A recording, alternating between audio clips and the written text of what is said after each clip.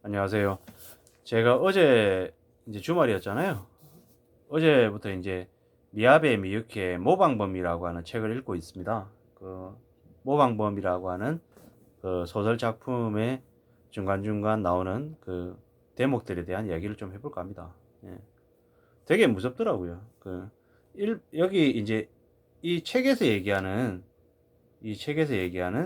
그 뭡니까 일본에 한 해 실종되는 사람이 82,000명, 그 중에서 범죄에 휘말렸을 가능성이 있는 사람이 15,000명, 그 중에 6,300명이 여자라고 합니다. 근데 이 얘기를 일본이 아니라 고스란히 한국의 상황으로 끌고 와도 별로 이상하지 않을 것 같다는 거죠. 왜냐, 한국도 2020년에 68,000명, 19년, 18년에 75,000에서 76,000명이 실종자였다고 합니다.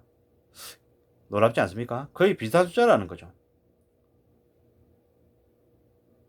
적지 않은 수의 사람들이 매년 실종이 되고 있다는 거죠. 일본 같은 경우에는 거품 경제가 꺼지면서 무슨 일이 일어나도 하나도 이상하지 않은 세상이 돼버린 거죠. 되려 정발이라고 하는 용어가 일본에서는 사라졌다고 합니다. 왜? 한때는 유행했는데 이제 그 정발이라고 하는 자체가 시상해져 버려서 더 이상 사회현상으로 주목하지 않는 거죠. 사라져버린 사람들, 각자 나름의 사정이 있을 텐데 무서운 일이 있는 건 아니었을까 라는 생각도 드는 거죠. 소년, 소녀, 중년주부, 회사원 등 신분을 가리지 않고 사라지는 사람들이 늘어났다는 거죠.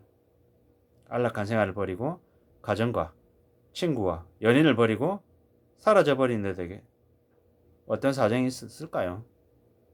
그들은 어떤 심정이었을까요? 이제는 너무 많은 사람들이 실종이 돼서 관심을 갖는 사람들이 없다고 할 정도죠. 정발돼도 소란 피우는 일도 잘 없다고 하는 거죠. 어쩌다가 그 지경까지 됐을까라는 생각을 합니다. 일본이 잃어버린 10년, 20년, 30년을 얘기하면서 그동안에 그리 된 게 아닌가라는 생각을 하는 거죠. 무섭더라고요. 여기에 나와 있는 내용들을 이렇게 읽으면서 끔찍한 이렇게 묘사, 얘기들이 있어서 실종되면 남은 사람들이 어떻게 되냐요, 삶이.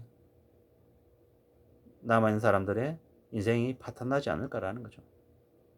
그리고 그 실종이 그냥 사라진 게 아니라 나중에 살인당한 거다, 죽임당했다라는 범죄로 밝혀지면 또 얼마나 충격일까요? 살아남은 이들, 남겨진 이들, 그 사람들의 인생이 어떤가라는 이야기를 이 미야베 미유키의 모방범에서는 하는 것 같습니다. 끔찍하죠? 두렵죠? 무섭죠? 그리고 평범한 가정이라고 생각했지만 실제로 평범하지 않은 가정에 학대받는 아이들도 적지 않은 것 같습니다.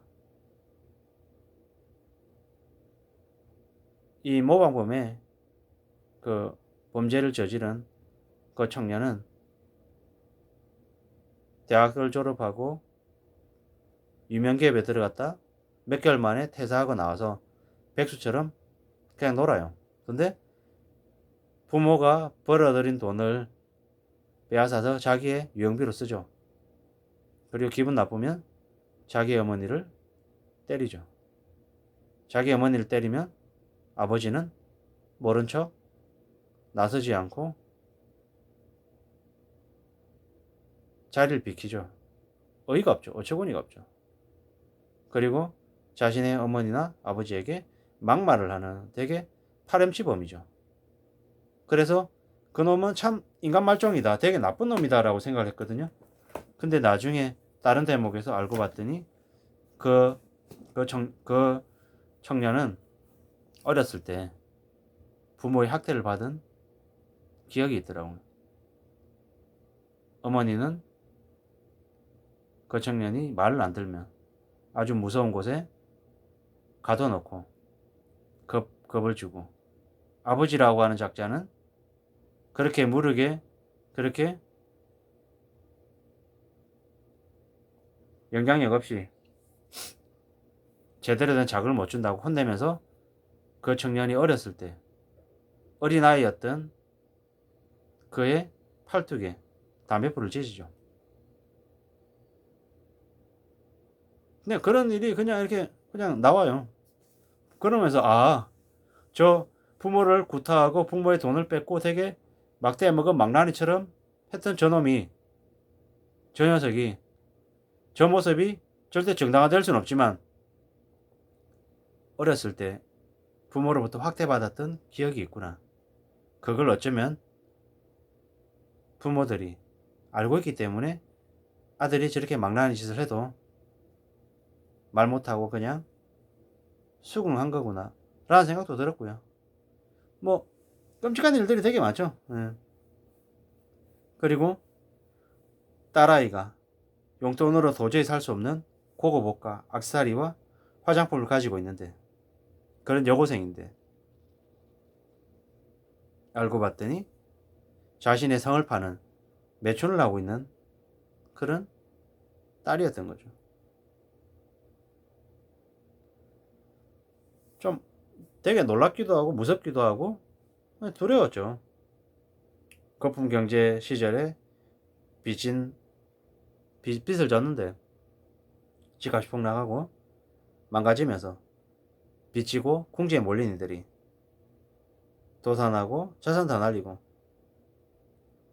망가졌던 이들이 다시 일어서 보겠다고 마음을 먹는데, 그게 건전하고 착실한 마음이었으면 괜찮았을 텐데 그게 아니라 남을 해하고 남의 돈을 뺏는 그런 강력범죄로 이어지는 경우도 있었다라는 거죠. 잃어버린 것을 단숨에 회복하고 싶은 마음, 그 욕심 때문에 범죄를 저질렀다는 거죠. 거품 경제의 희생자라고 어쩔 수 없다고 변명하는 걸로 말이 되냐고요. 절대 아니죠. 그런 변명으로 자신의 잘못을 넘겨버리려는 악인들이 참 많았다라는 거죠. 그런 악마들이 엄청 많았다라는 거죠. 부모를 죽이고 자식을 죽이고 가까이 있는 이웃을 살인하는 일들이 너무 많았다라는 거죠.